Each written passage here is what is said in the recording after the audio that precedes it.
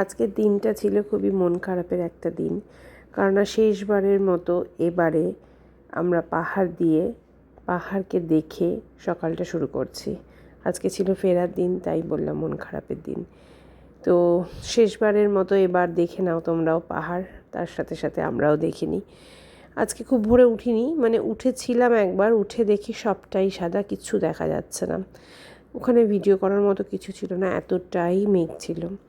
তো দেখতে পাচ্ছ মেঘগুলো এরকম সরে সরে সরে সরে এপাশে আসছে।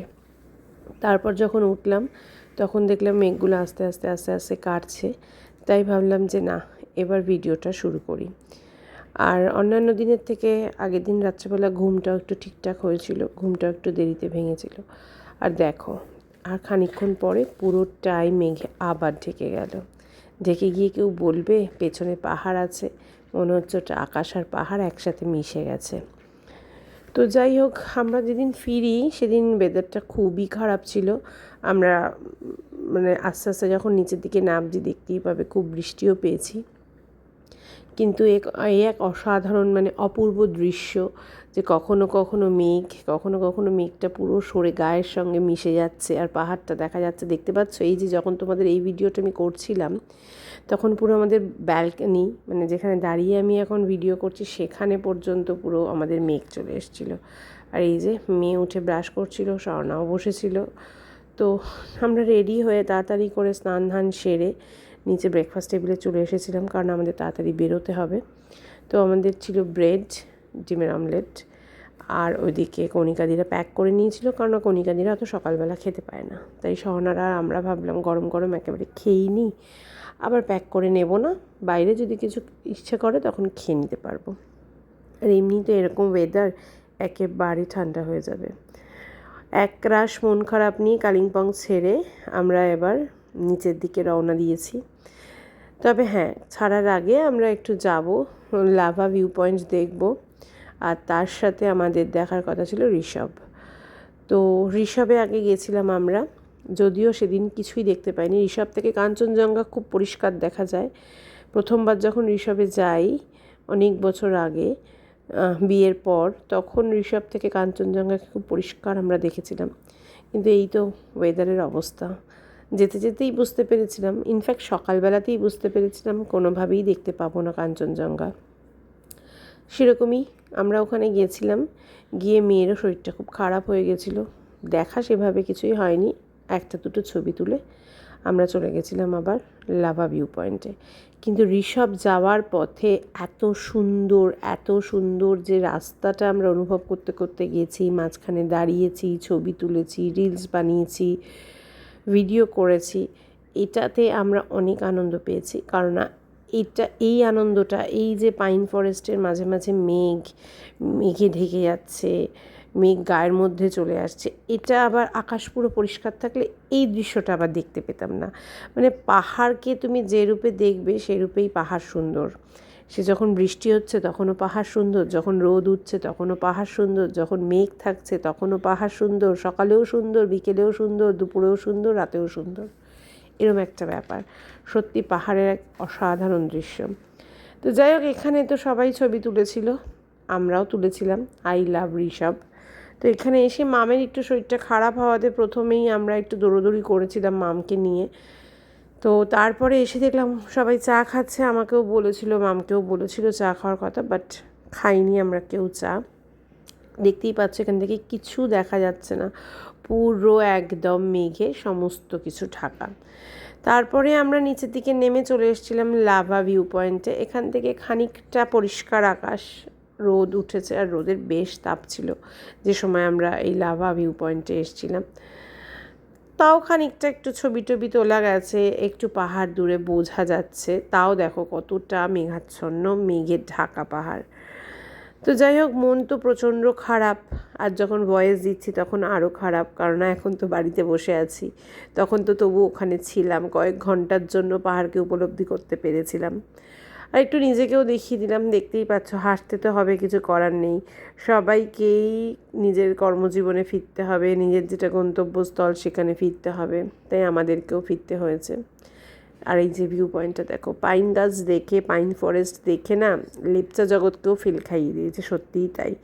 এত সুন্দর এত সুন্দর। আগের বার যখন ভিডিও আমি পোস্ট করেছিলাম তোমরা দেখেছিলে লেপ্তা জগতেও এরকম, কিন্তু এখানে পাইন ফরেস্ট দেখে, বিশেষ করে ঋষভ যাওয়ার পথে যে পাইন ফরেস্টটা দেখেছি, লেপচা জগৎকেও একেবারে ফেল করিয়ে দিয়েছে। তো যাই হোক, দেখো চোখ ভরে মন ভরে আমিও দেখছিলাম যে চলো, জানি না আবার কবে পাহাড় ডাকবে, আবার কবে ভগবান চাইবে যে পাহাড়ে ঘুরতে আসি। তো লাস্টবারের মতো একটু উপভোগ করে নিই পাহাড়টাকে, তাই করছিলাম। আর পুচকুকে দেখো মামের সঙ্গ ছাড়বে না, আমাকে ওই জন্য কে একটা বলছিল। এই অবধি ওয়েদারটা তবু ঠিকঠাক ছিল, ভালো ছিল, বেশ রোদও ছিল, কিন্তু আস্তে আস্তে যত এগোচ্ছিলাম আমরা তত মনে হচ্ছিলো দেখো মেঘটা একেবারে নেমে চলে আসছে, এক্ষুনি বৃষ্টি হবে, এক্ষুনি বৃষ্টি হবে। আর এই দিকটা অলরেডি বৃষ্টি হয়েও গেছিলো, কারণ রাস্তাটা বেশ ভেজা ভেজা ছিল, দেখতেই পাচ্ছ রাস্তাটা বেশ ভেজা ভেজা। এই ভাবতে ভাবতে চলতে চলতে গানও চলছিল, গল্পও হচ্ছিল, করতে করতে বৃষ্টিটা চলেই আসলো। আর দেখতে পাচ্ছ মেঘটা কীরকম, মানে মেঘ কাটিয়ে, মানে একটা সময় তো আমাদের এরকম হয়েছিল গাড়ি থেকে সামনে কিছু দেখা যাচ্ছে না মেঘের জন্য, খুব সাবধানে গাড়ি চালাতে হচ্ছিল। আর কণিকাদি খুব ভয় পাচ্ছিল, যদিও স্বর্ণা পরে স্বীকার করেছে স্বর্ণারও ভয় লাগছিল, আমার ভয় লাগছিল না, আমি উপভোগ করছিলাম। কিছু করার নেই, যেটা থাকবে সেটা তো হয়ই। তো চলো উপভোগটা তো করি, তাই উপভোগ করছিলাম। তো এই যে দেখো আমরা এখানে একটা সবজির দোকানে দাঁড়িয়েছিলাম, কেননা আমরা ডোলে রোশনির যে লঙ্কা সেগুলো নেব বলে। তো নিয়ে আমি চলে এসেছিলাম ইয়েতে, গাড়ির ভেতরে। বৃষ্টি নেমে গেছিলো খুব জোরে, স্বর্ণার বিশ্বজিৎ ওখানে কেনাকাটা করছিল, মা আমার পুচকু নামেনি, কণিকাদিরাও কেউ নামেনি। তো আমি এই যে ডোলে রোশনি নিয়েছি, আর স্বর্ণা বলছে যে অনেকগুলো ডোলে রোশনি নিয়েছি, খুব ঝাল হবে। কণিকাদিও নিয়েছে, আমরাও নিয়েছি, আর খুব জোরে বৃষ্টিও নেমে গেছে।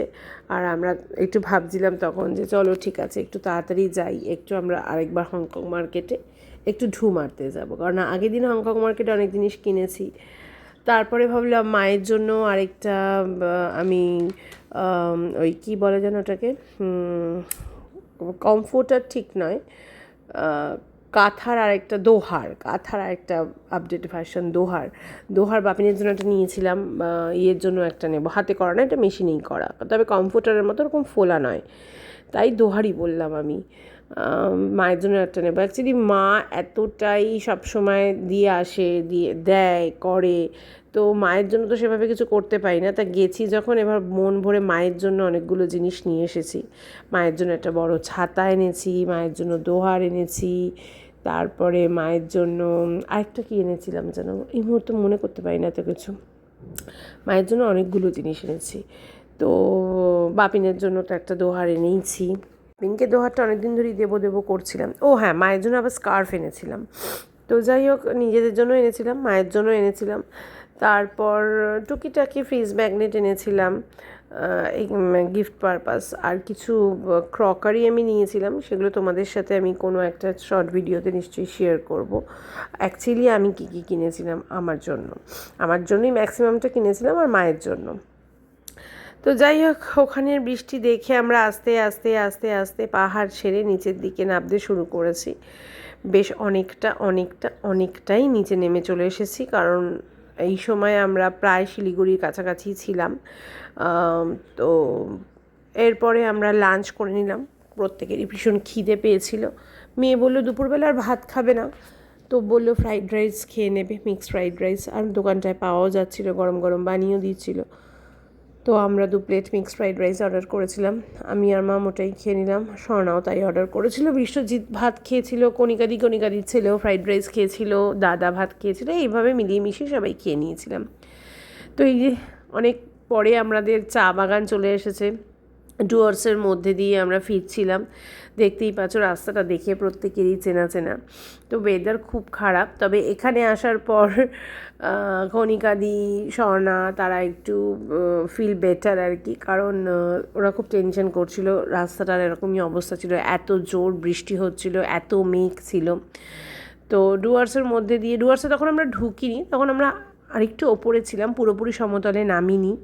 তো তাও খানিকটা ওরা ফিল করছিল বেটার, কারণ ওপরে অবস্থা আরও খারাপ ছিল, তোমরা নিজেরাও দেখেছো ওয়েদারের অবস্থা খুব খারাপ, এমনি মন খারাপ, তার সঙ্গে সঙ্গে ওয়েদারও খারাপ, চোখেও জল ওয়েদারও জল, এরকম একটা ব্যাপার আমাদের। তো যাই হোক, কিছু করার নেই, ওই যে বললাম সব শেষে তো বাড়ি ফিরতেই হবে সবাইকে, কাজে ফিরতেই হবে সবাইকে। তো যাই হোক, এবার আমরা শিলিগুড়িতে নেমে আবার টোটোতে উঠে পড়েছি। এর মাঝখানে একেবারে ভিডিও করা হয়নি, কারণ প্রচণ্ড তাড়াহুড়ো ছিল, বৃষ্টি ছিল। এনজিপি স্টেশনে নেমে সব কিছু গুছিয়ে টুছিয়ে ওদেরকে দিয়ে আমি আর স্বর্ণা চলে এসেছিলাম হংকং মার্কেটে। কেনার কথা ছিল এক, কিনে ফেললাম আর এক। এই যে দাদার দোকান দেখলে, এই দাদার দোকান থেকে প্রচুর আমরা কসমেটিক্স নিয়ে নিয়েছিলাম। কসমেটিক্স নিয়ে আমরা জাইকা থেকে ডিনারের জন্য সবার জন্য বিরিয়ানি নিয়ে আমি আর স্বর্ণা চলে গেছিলাম স্টেশনে, একরাশ মন খারাপ নিয়ে, আর প্রচণ্ড হাঁপিয়ে গেছিলাম।